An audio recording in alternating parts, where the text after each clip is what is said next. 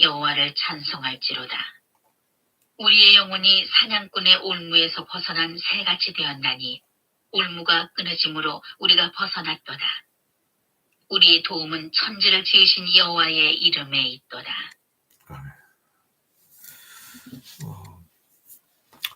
여러분은 어떤 편입니까? 이 세상 살 때 정의 편이 있고 불의 편이 있고요. 의인 편이 있고 죄인 편이 있고. 우리가 지금 여기 이 시간에 왜 매일 성경 한 장 이 말씀을 들으려고 여기 있죠? 하나님 편에 속하려고. 하나님 편에 속하려고. 간단해요.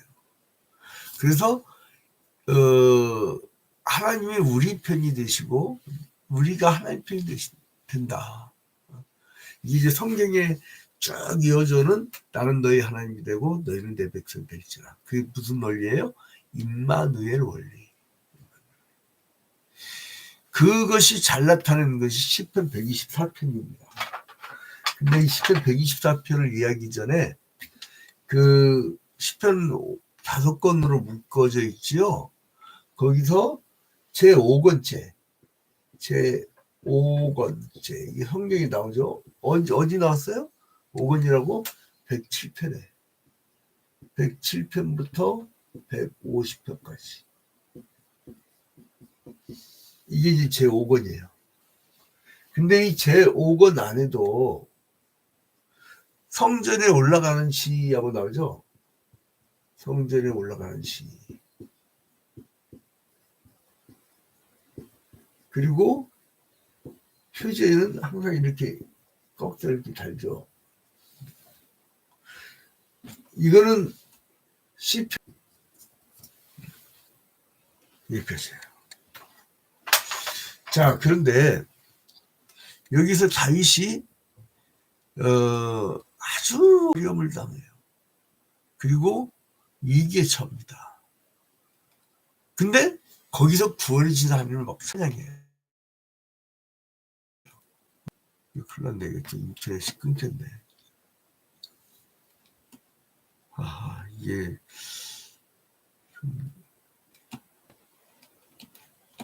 잠깐만요. 지금 이거 유튜브로 방송 접어놔가지고 어제도 이런 녀석이 있었는데 갑자기 지금 시행되는지 확인해 보도록 하겠습니다. 잠깐 확인해 보도록 하겠습니다. 됐습니다. 예. 자, 이제 그들의 편이 됐다. 그러니까 공격당하는 자들을 그 수월의 음산한 분위기로 감싸 있는 자로 묘사하는 비유들이 있고요. 그러니까 이 누군가 공격을 하면 공격하는 그 사람들은 아주 막 격렬한 흥분이 된 상태죠. 흥분이 된 상태, 격렬. 근데 공격을 당하는 자는요. 여기서 오늘 시편 124편에 뭐라 하면 수월에 있는 음산한 분위기예요. 수월은 뭐예요? 지옥이야, 지옥. 그러니까 누가 막 부릴 듯이 흥분을 하고 막 이 저주를 퍼부으면 상대는 거의 지옥불에 빠지는 거죠. 여러분, 그래서 아이들 있잖아요. 8살 이전까지는 아이들을 절대 손대지 말라고 하잖아요. 아주 충격적인 얘기도 하지 말고.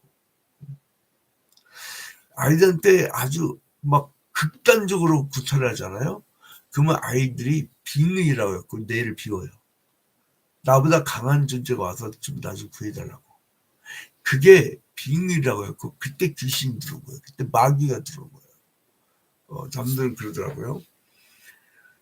물론 뭐 신경 정신 그는 영적으로만 해결할 수 있습니다. 이제 실제로 저희 교회에 출석했던 분의 어떤 자녀가 엄마가 알코올 중독 상태로 애를 낳았더니 얘가 갔어요. 눈동자 초점을 못 맞춰. 나랑 못 맞춰. 결국은 정신병원에 입원했는데 참 이렇게 막 경남 제일 끝에 그 오지 한번 10만 같이 하면 예전에 도로 안 좋았잖아요. 7시간. 왕복 14시간. 이 새벽 기도만 갔다 오면 다음날 새벽 기도 준비해야 돼. 근데 가서 몇 번이고 갔죠. 근데 가져갈 때마다 갔어요. 나는 또 이 사람 착하잖아요. 이 뭐야 가자만 가는. 근데 이게 신경 정신까지 되는 게 있고 누구 말씀 이걸 이럴 때는 강한 영적 싸움을 해야 됩니다. 근데 아무튼 이 수월에 빠진 자 이게 지금 다의 상태예요. 이게 지금 다의 상태예요. 그리고 격렬하게 공격하는 게 지금 이방 나라예요. 이방 나라. 여러분들이 성경을 볼 때에 성경 전체에서는 예수 그리스도를 자꾸 말하려고 하고 그리고 예수 그리스도가 중심이고 그리고 이 하나님 나라와 마귀의 나라가 지금 영적 전쟁을 하고 있다고 하는 그 관점으로 보면 선명하게 보입니다. 그래서 이제 이들은 하나님의 은혜가 아니었다면 살지 못했을 것이라고 그렇게 얘기를 합니다. 자 봐봐요. 1절에 보니까 이스라엘은 이제 말하기를 여호와께서 우리 편에 계시지 아니하셨더라면 우리가 어떻게 하였으랴.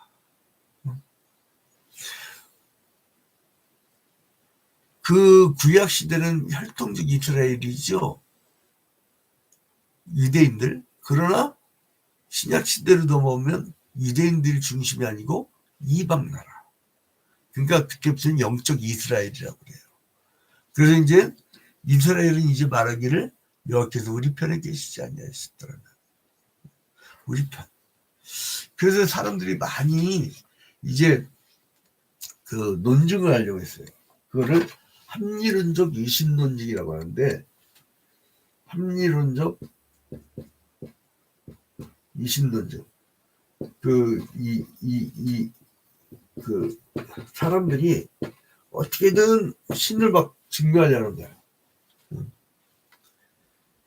이거 반대말은 뭐겠어요? 이 반대말은 무신론.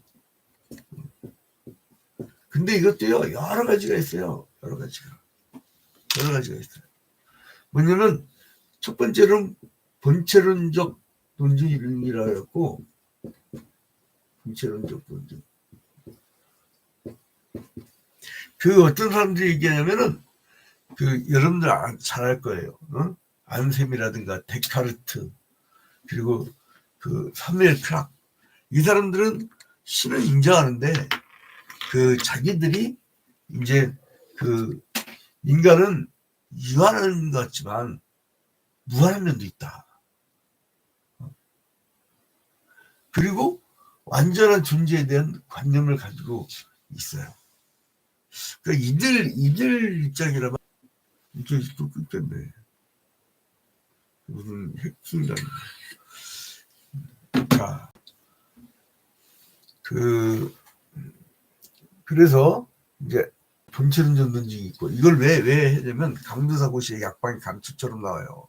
그래서 이제 좀 심도 깊게 보려고 하는 분들이 이 채널로 많이 들어오는데 그래서 약방의 감투처럼 나오는 그런 것을 얘기합니다. 두 번째는 성경론적 논증이 있어요. 성경론적 논증.